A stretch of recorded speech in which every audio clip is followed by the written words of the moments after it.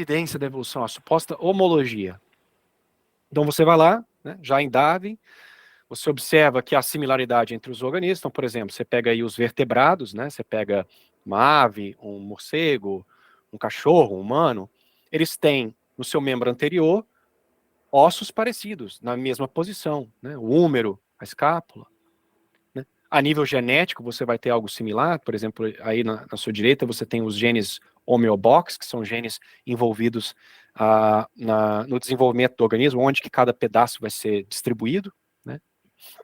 E eles têm similaridades nos humanos e nas moscas, por exemplo.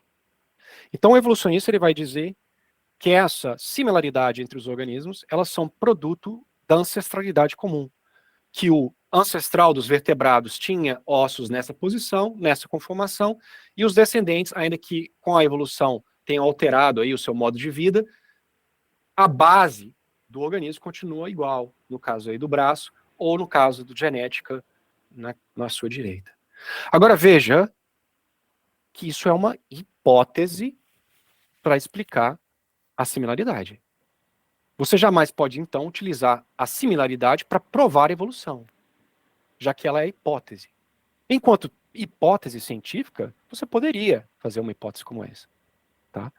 Se vai ferir os princípios metafísicos é outra história, mas enquanto um cientista, ele poderia, eu acho que isso se dá por descendência. Tudo bem.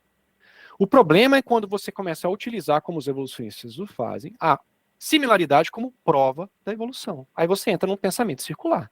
Se homologia é definido como aquilo que é herdado, né, características parecidas que são herdáveis, e aí você usa isso para provar a herança, a ancestralidade comum, você entra numa circularidade, petit princípio.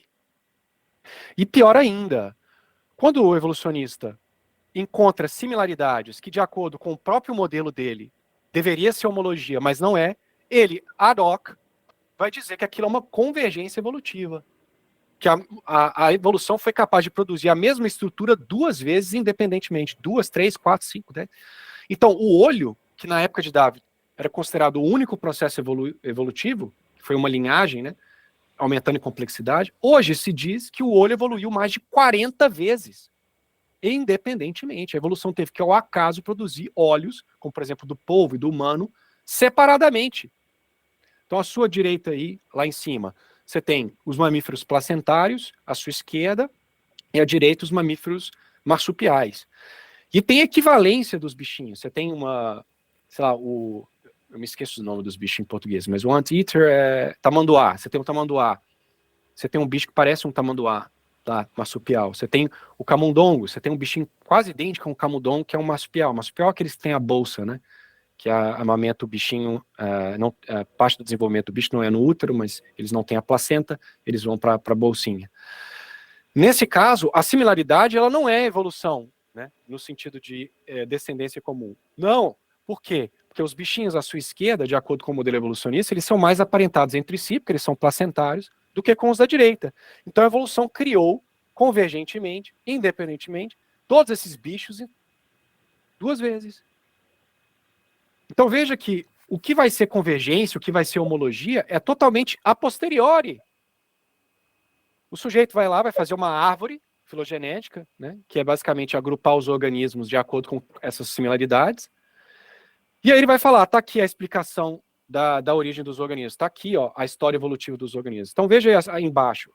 No passado, se agrupava mamíferos e aves, né? Se dizia que os mamíferos eram mais aparentados das aves do que com os répteis. Por quê? Porque mamíferos e aves têm sangue quente, por assim dizer, homeotermia, e tem um coração de 4 cavidades.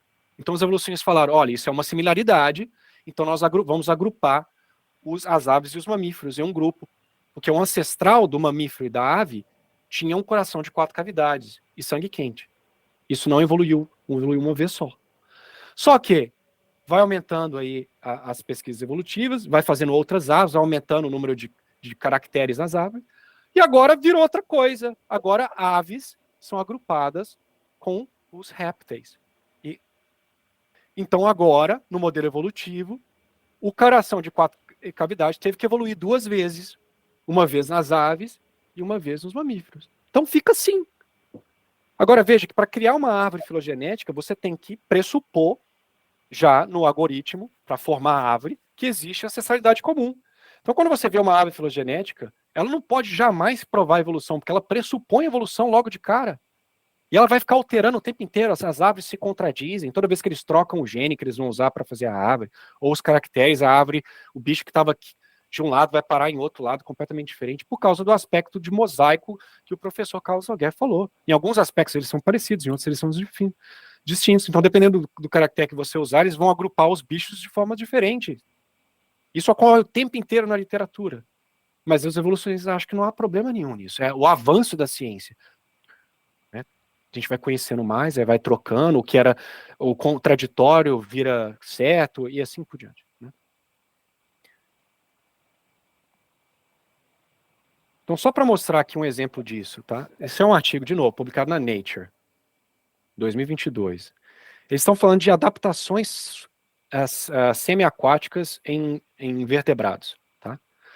Então, veja como é que eles colocam eles fraseiam o fato de que existem vários organismos que têm adaptações à vida semiaquática. Né? Por exemplo, uma lontra, ela pode viver na água como na terra. Né? E tinham dinossauros, que é o caso desse artigo, que também tinham adaptações de vida semiaquática.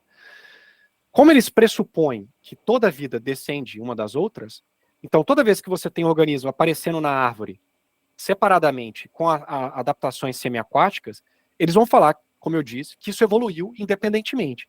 Eles conseguem demonstrar como se deu a evolução do hábito semiaquático? Não. Eles têm mutações para demonstrar de como se deu esse processo? Não. Eles inferem que ocorreu, já assumindo que ocorreu. Entendeu? Então veja aí a primeira frase do artigo. Adaptações aquáticas secundárias evoluíram independentemente mais de 30 vezes a partir de ancestrais vertebrados terrestres. Então veja aí o pensamento circular. O que você realmente tem são 30 organismos que têm adaptações semiaquáticas. Mas por que se segue no evolucionismo que eles têm que ter evoluído, necessariamente, e eles são organismos diferentes, não caem no mesmo grupo, então tem que ter evoluído independentemente o hábito semiaquático. Entendeu a circularidade que eles fazem?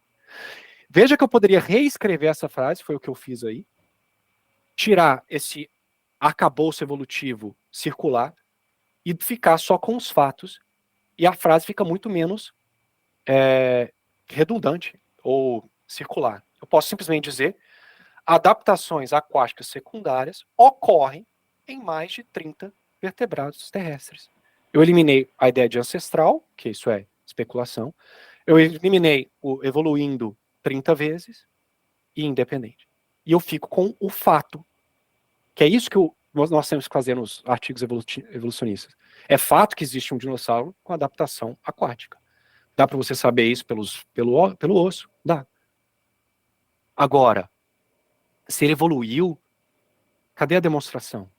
Então vejam o pensamento circular. Isso é a maior falácia da Vinícius. Eles não percebem que estão entrando em pensamento circular. Eles realmente, quando eles produzem uma árvore, quando eles fazem isso daí, eles acham que eles estão dando provas da evolução. Tá? E o mesmo se dá nos genes. Não é só porque nós estamos discutindo aqui morfologia que o mesmo não se aplica aos genes. Tá? Então essa ideia de que a similaridade genética quando você faz árvore de gene, você vai ter o mesmo problema.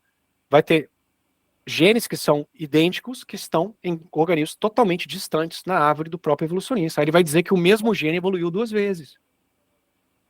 Tá? E só por desencargo de consciência, dizer que nosso DNA é igual em 98% do chimpanzé é uma mentira, tá? É no máximo 86%. Quando se fez essa avaliação, nem se tinha sequenciado propriamente o genoma humano. E é um problema filosófico de identidade, né? É você tentar identificar a criatura com os genes. Ainda que o ser humano e o chimpanzé fossem 100% idênticos a nível genético, isso só ia mostrar que a genética é uma péssima forma de determinar o que é um organismo. E outra, um gene ele pode ser lido de várias formas, tá? Porque na hora que o gene ele é expresso no RNA, que eu falei mais lá para trás, a célula ela pode picar esse RNA e reorganizá-lo. Então, o mesmo fragmento de gene pode se tornar várias proteínas. Isso faz total sentido. Então, a própria definição de gene, que é um fragmento que codifica para uma proteína, ela não funciona, porque ele pode codificar para várias proteínas. E o professor Carlos Guedes pode me corrigir se ele quiser, mas isso mostra aquilo que quanto mais abaixo na hierarquia, menos identidade a coisa tem, menos ser ela tem. O gene é uma parte, ele não tem uma forma, por assim dizer, propriamente dita. Então não tem como você definir propriamente o que é um gene, ele é um pedacinho do organismo. Você pode definir a substância como um todo. Então o gene, ele é meio difuso. Tá? E eles aí estão usando o gene para provar a evolução. Ok? Registro fóssil.